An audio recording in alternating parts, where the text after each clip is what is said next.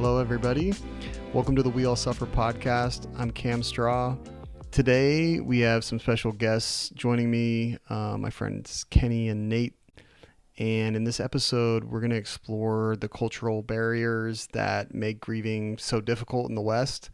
We'll delve into the relentless pursuit of happiness, which often leaves little room for the messy, painful process of grieving. We'll also look at how different cultures handle grief and what we can learn from them about confronting our own pain. From the biblical concept of grief to the wisdom of ancient practices like memento mori, we'll uncover why acknowledging our mortality and embracing grief is not only necessary, but deeply transformative. So join us as we explore why America doesn't cry and what it means to grieve well in a culture that often avoids it. First thought is just, why do we have such a hard time grieving in this society as people in general? I've learned to grieve more, and what I mean by that is, I guess, process my emotions about suffering in various ways, whether it's losing somebody or going through my own personal health challenges. And I think it's still a struggle and not something I mastered in any way, shape, or form, but I think been it's been a struggle. And for that reason, I think I get inspired by a topic like this, because I think, wow, it's really a struggle for everybody, I think, and everybody I know anyway. And I think it's just been a human problem for quite some time.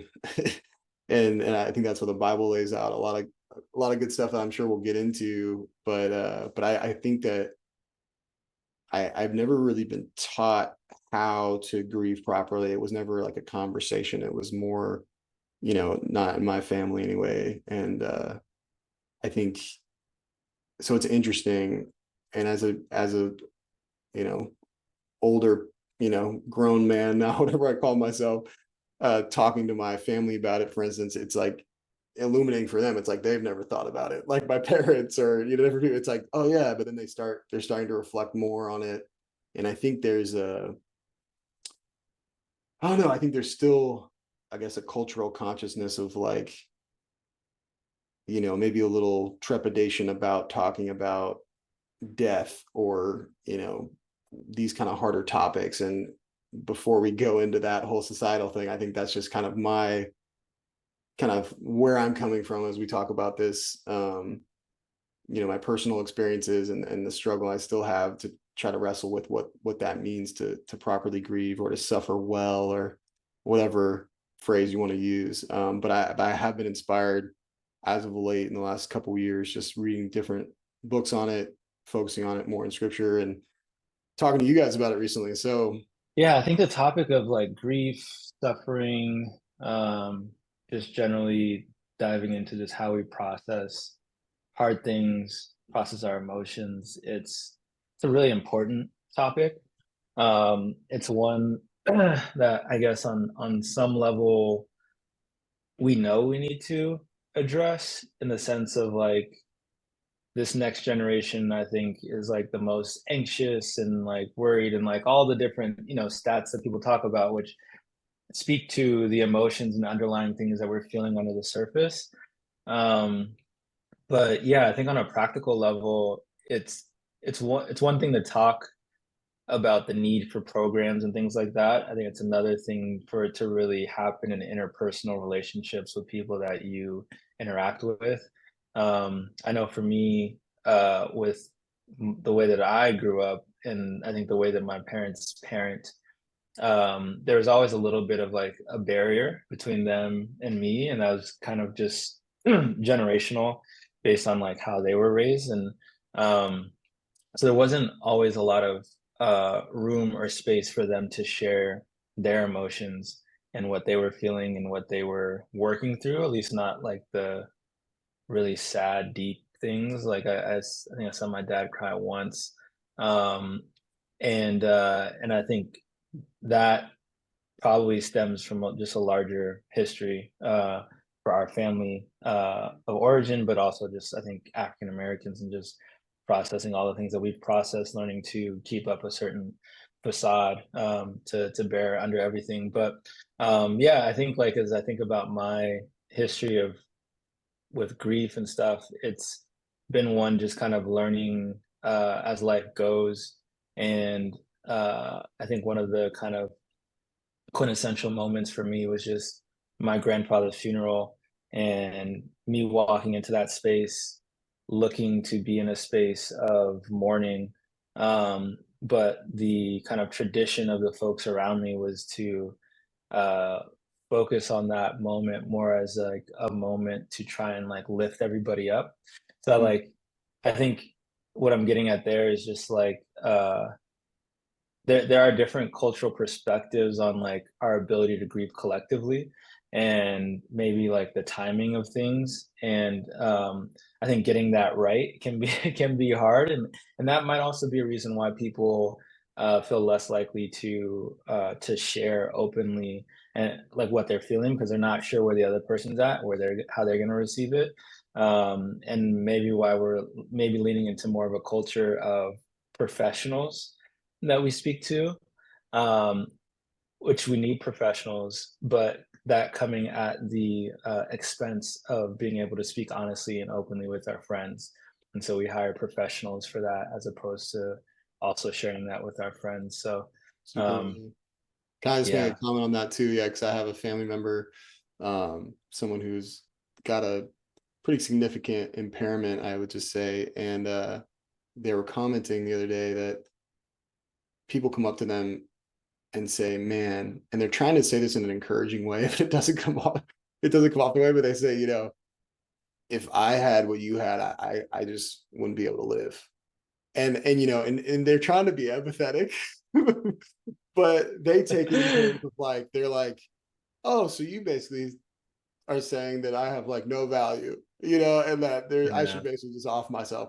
And that's even though, they're trying to relate, but it just goes to show like I completely agree that, and I've done this myself, but I think it's really hard for people to empathize or just sit with other people in their pain. And it's just such an uncomfortable feeling for people, and they don't know what to do. And Mhm.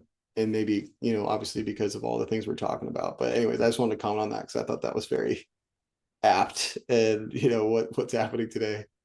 Yeah. And that notion of not knowing what to do is powerful, because I think we live in a society that really values efficiency and productivity.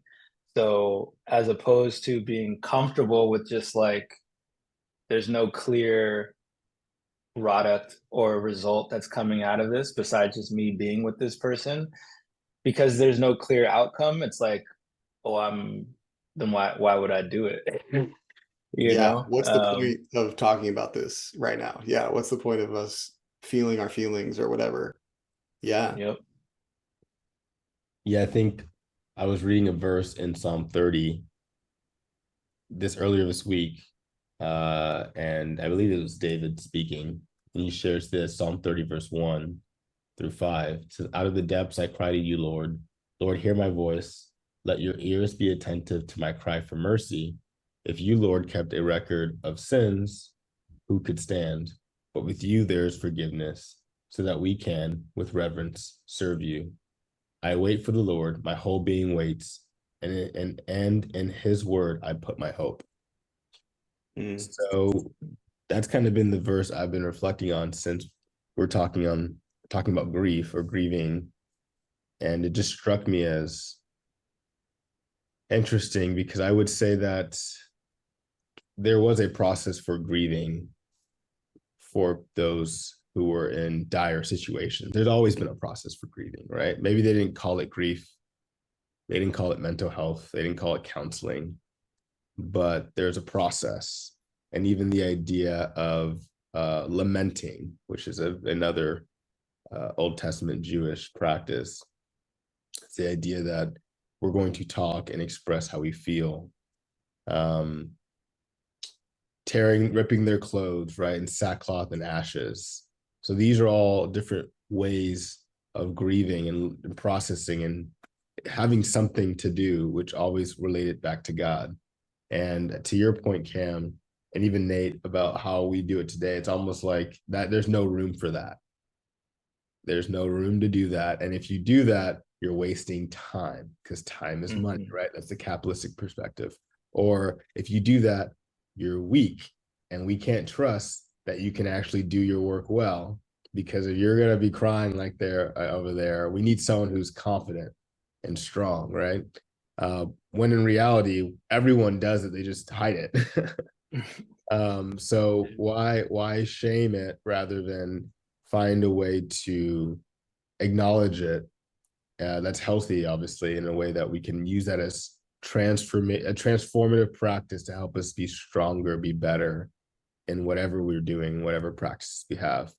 But since it's been so shielded from mainstream practice, now if someone does it, you kind of, like you think about how politics in our country have become more polarized. If someone is vulnerable, then they feel like they have to fall into the camp of I'm a victim always. I'm the perpetual victim, right?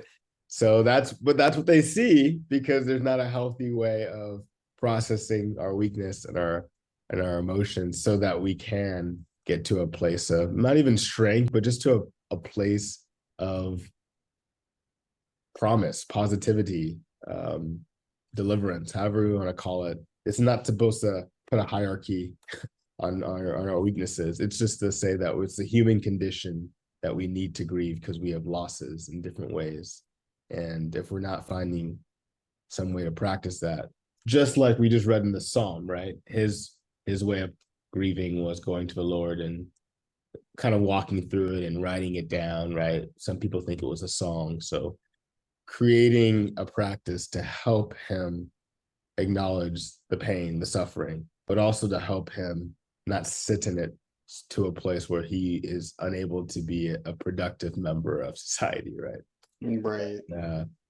And yeah, I think scripture documents ways of doing that, and it's sad to me that we've gotten to a place where not only is this not the norm, but people that do want to, they have the courage to talk about their pain, suffering, are then put in this box as victims and weak and unable to actually be functioning members of society. So, right. Some thoughts I have. No, that's good.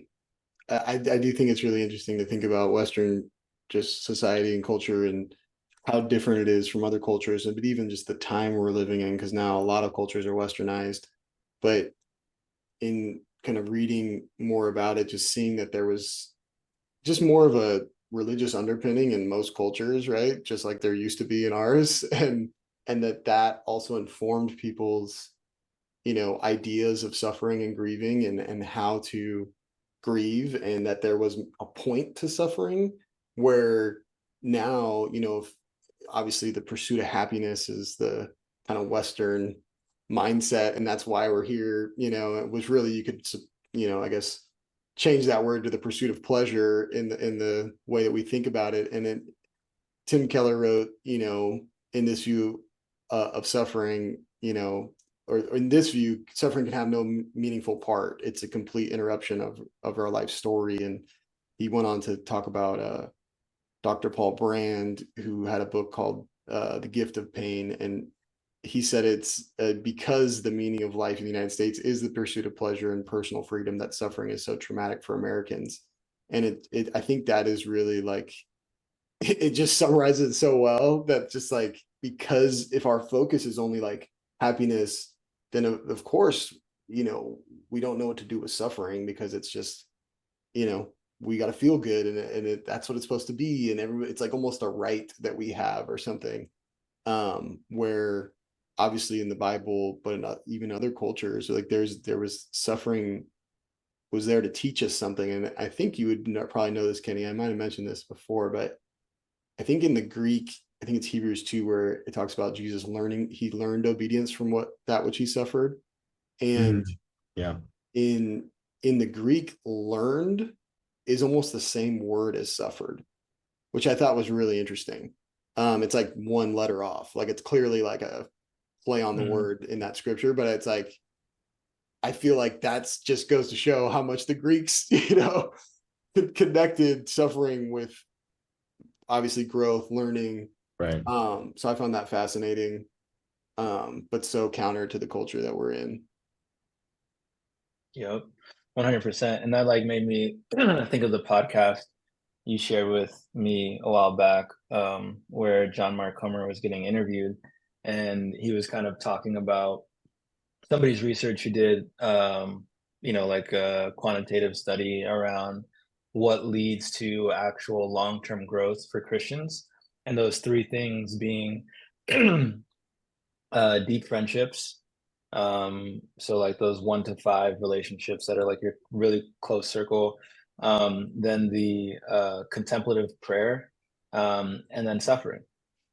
And that's kind of to your point, it's counterintuitive because we live in a culture where suffering is an interruption to our life, and just the very notion of, even is interesting, the quote that you referenced from Tim Keller, that the way that that's phrased, like suffering, just the notion of suffering is a cause of trauma. It's not even necessarily what you're going through, but just the fact that you have to suffer Hmm. is a cause for like further suffering or trauma.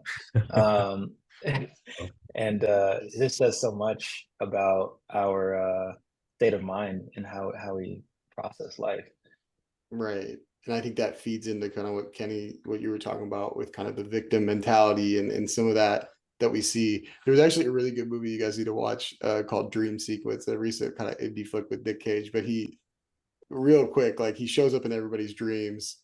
And first it's all like he becomes a celebrity. And it's kind of this take on cancel culture because they're like, they love him at first, but then he starts like murdering people in their dreams. But then as a person in real life, they start getting mad at him like in real life. And he's like, I'm not doing anything, and like, but it's this really like clever play on it. I'm not gonna get into the whole thing, but but anyways, it makes me think about that kind of, because it was a funny depiction on the screen to see kids like, they have this whole scene where he comes in the room slowly and they're like, not sure how to deal with it. They're trying to like kind of give him some exposure therapy to the dude that's in their dreams. It's like, and he's just some random nerdy professor guy that, it's just a weird concept for a film, but I found it to be profound in the sense that, this is how kind of we are. It's this, not that I don't want to like make light of anyone's suffering, but it does kind of almost it almost kind of waters down the word trauma, right? To where now we have to say big T trauma, little T trauma, and we have to like, because people use the word so often for maybe just like what you were saying, Nate.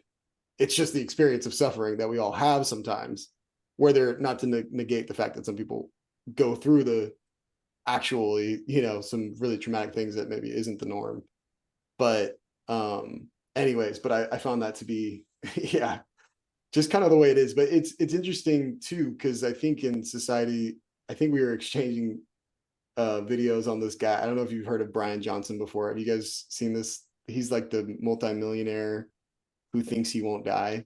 I put a clip on our little chat, but like he's Mm-hmm. Oh, I literally saw that. on record saying like he spends more, he's spending like 7 million or maybe more a year on his health, and but he literally thinks he can not die. Like this is the thing, and he's really famous and doing all these regimens and taking all these shots of whatever, and it's kind of insane. But that's where we're at in society. But a lot of people, I literally was on a call with someone earlier for work because I work in the supplement industry, and this guy was talking about how he wants to live past 120 and all this stuff, and I'm like, okay, like but it's like that Ricky Bobby. I don't know if you guys remember Talladega Nights, not to keep quoting all these movies, but Ricky Bobby, Will Ferrell, he said, well, it's not crazy to think with advances in modern science and my steady level of income, I won't live to be 200, maybe 300 years old, I think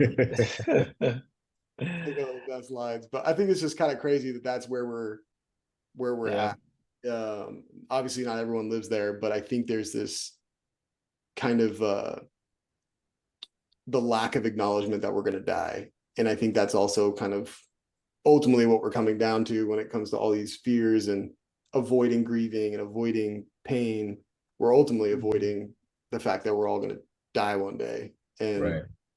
I think that's Yeah. kind of the deeper issue. Well, well, yeah, and I know Kenny, I see you want to jump in. I'll say it quick. I'll try to make it quick. But I think on that point, like that just brings me back to Genesis 3, right? Like that's like the original lie from Satan, or deceit. In Genesis 3, verse 4, you will not certainly die. Um, and and there kind of crumbles our story. And we kind of, yeah, anyways. And I think it's an interesting parallel if we're thinking about, or contrast rather, looking at suffering as death. And that's the exact opposite of how Jesus teaches us to think about it, right? Like if we hold to our life, we'll certainly lose it. But if we give it up, right, like we know what's going to come with that. And it makes me think of 2 Corinthians 12, last thought, and I'll throw it to you, Kenny. Um, but 2 Corinthians 12, verse 10, when Paul says, "That is why for Christ's sake I delight in weakness, in insults, and hardships, and persecutions, and difficulties. For when I am weak, then I am strong." That would be such a weird tweet for somebody to put out today, talking about delighting in weakness and insults and hardships. That would be so countercultural. But the truth that Paul is hitting on is that this is the key that unlocks our growth, and just like it, just growing as an individual, growing in our relationship with God. Like if we don't go through suffering and learn how to process that, we're not going to grow, and so we'll stay stagnant. So. Yeah, I agree. I agree that there seems to be this connection between wanting and desiring to live forever, and also this idea of I don't want to go through suffering. I think Ernest Becker, he wrote a book, I think it was in the 80s, I have to double check, it might have been earlier, called The Denial of Death. Have you heard of it? And he chronicles this pretty well. And I think he would say that this idea of being the hero is something that is sold to us, and in different forms, in different ways. We have superheroes now, right, in our culture, but back in the day, it could just be cool figures, or maybe demigods or whatever, right? But there's this idea that we want to be the hero of our story, and since we want to be the hero, we therefore cannot be weak, right? Because heroes aren't weak, they don't suffer, they just get things done and rule the world, so to speak. But in this desire to pursue that, as humans, we deceive ourselves into thinking that we actually are those heroes, when in fact, these heroes are just simply an idea. It's the ideal state of what maybe a perfect human being can be.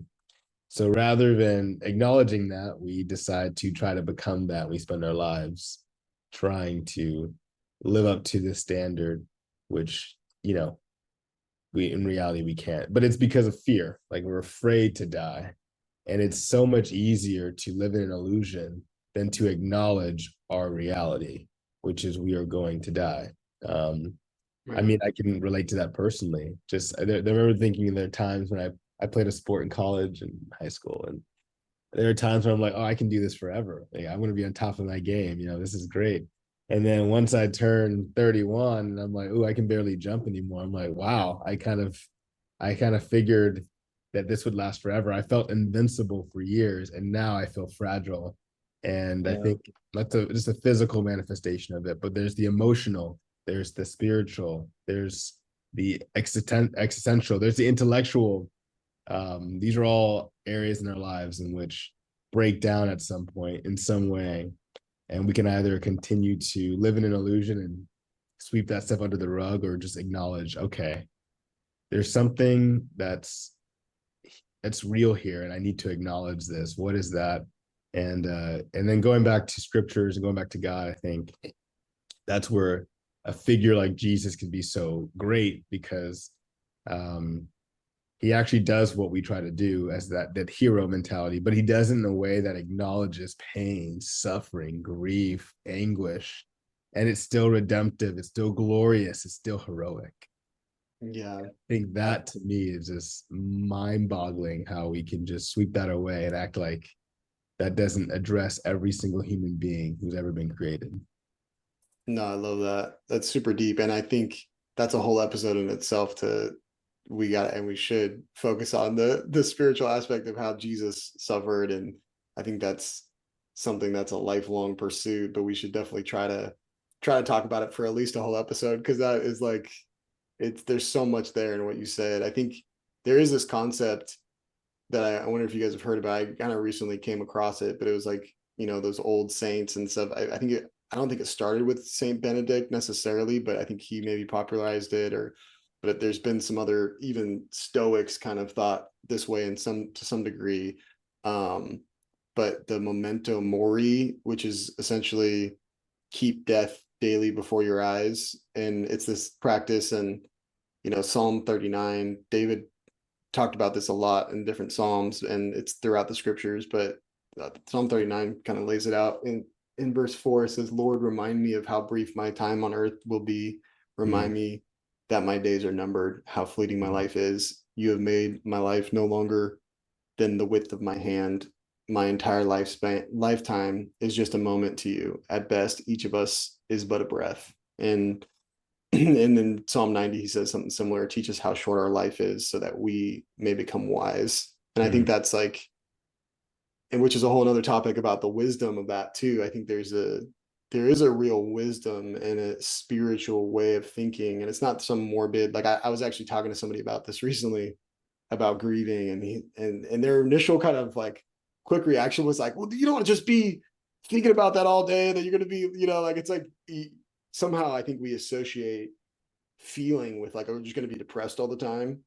And I think it's quite the opposite, right? In my experience, and I think just even clinically or whatever, I think if someone's really working through the emotion and talking about it and getting to the other side of it, otherwise it's just going to be, you're definitely never going to get out of it. It's maybe you could put a mask on for a while and we can tough it out, like we were talking about earlier. But there's something about, I think, the meditation of that and thinking about it, and what that, how wouldn't that make you live differently in a good way, right? If you really thought today was your last day, it's like the kind of classic trope, right? Like we would, like, if today was your last day, what would you do? And it's like, but really, like, we should be thinking that way, and not just to live it up and do whatever we want, but to like actually think a little deeper about what we're saying and doing, and why we're doing it. So no, I love what you're talking about.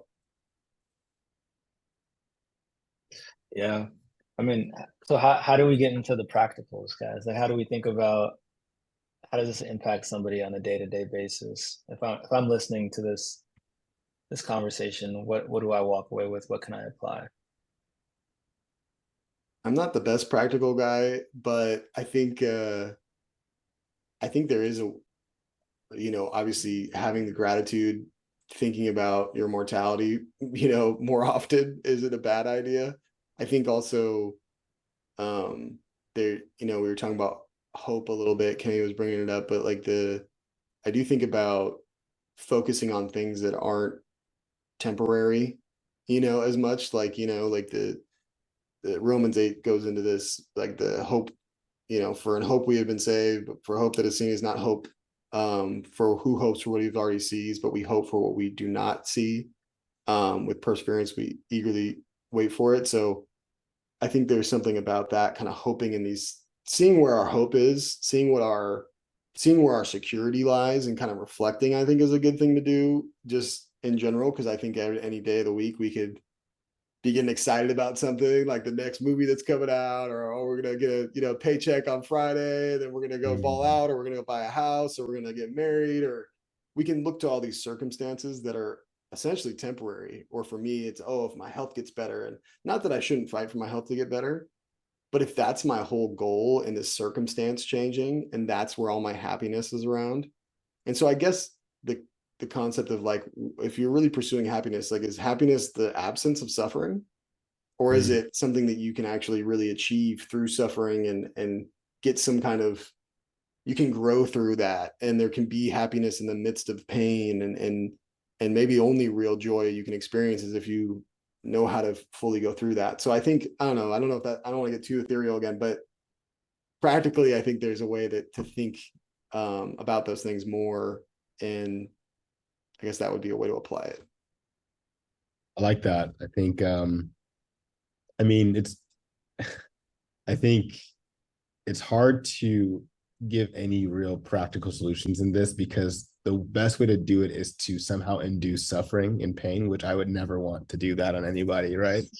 And say, all right, once we're going to cause suffering in your life, okay, on this day at this time, once you're in that position, therefore, and I think there are other like more tangible ways to do that aren't as I don't know, scary, like working out or something. Go to the gym, do something difficult that you had never done before. Go climb a mountain or hike somewhere. So there are more physical things that then you can connect with the more theoretical, spiritual, existential ways of processing. So I think that's helpful. Doing something that it's going to cause some kind of discomfort and pain. And then in those times, either calling someone to talk through it while you're doing it or journaling about it afterwards. And but I think really what we're getting at, I think a good practical would be in the moments of true pain and suffering, which again, I do not wish that on anyone, but it will happen. Maybe it's an argument with a significant other or a spouse, or maybe you find out news about a diagnosis that is not favorable. Maybe you fail an exam if you're a college student and you just never thought you'd ever fail a class.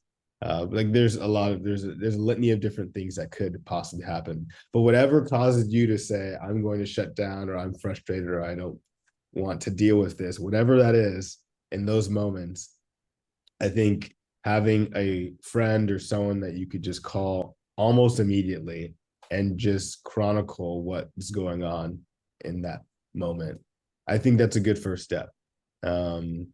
As opposed to shielding it, hiding it, acting like it doesn't exist. I think the issue is when we don't acknowledge the pain and suffering, then we still operate as if it's not there when it actually is dictating all that we do.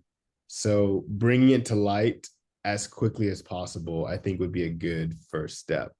And if that's too much too soon, then I think thinking through something less stressful, less overwhelming, maybe like going to the gym, or signing up for a course, like maybe you're not a great dancer, signing up for a dance class, something that's going to challenge you and push you. And then in those moments, having a friend to talk it through, journaling, I really do think that helps if someone who's trying to learn, how do I grieve? How do I process this? And that's the best practical advice I can give at this time. Oh, dope. Yeah, I guess like I know I kind of put you guys on the spot to think about a practical, but it could have even just been just sharing from your life what helps you. But I think for me right now, the space that I'm at, what comes to mind for me is just practicing awareness, and being more attentive and aware of the things that I'm feeling personally. We're about to go through a moment of transition, in terms of leaving Chicago and all of that. And, in a moment of transition, just doing a lot of reflection and thinking about the things that went well, that didn't go well. And I think for me, just recently, going through that process and really being, I guess, saddened, about different things that didn't go well, that didn't happen the way I wanted it to. But even in that process, being able to just like identify those things and, I think just vocalize those things to people around me as well as to God, and just that awareness is freeing. It really does make me think of that passage I shared earlier, from Second Corinthians, just about how like in being aware, that is the foundation for being able to invite God into our suffering, and through that is a transformative process where we're able to access that strength that we wouldn't have otherwise. Um, and so I've just been feeling that for myself, just trying not to um, harden myself to the things that I'm feeling, and just like accessing that, in just like a daily practice of awareness, and I guess through that as well, just like conversing and sharing that with people. And um yeah, that's what kind of comes to mind. And I guess the last thing that I throw on that is just James 5. It's about confession, but I feel like it's connected to just the grieving process of just like being able to share And it just says, therefore confess your sins to each other and pray for each other so that you may be healed. And it just makes me think about just that God is inviting us into his process of healing, and that we get to be mediators of that for one another, or channels for that in one another, and being able to create that space for somebody to share, and still feel loved, and then be directed to God in prayer, is healing and transformative, because it breaks the grip that Satan could otherwise have on us of trying to hide, like we did back in the garden, and being able to walk confident, knowing that despite our weakness, that we still have strong relationships, and in that we have strength. So.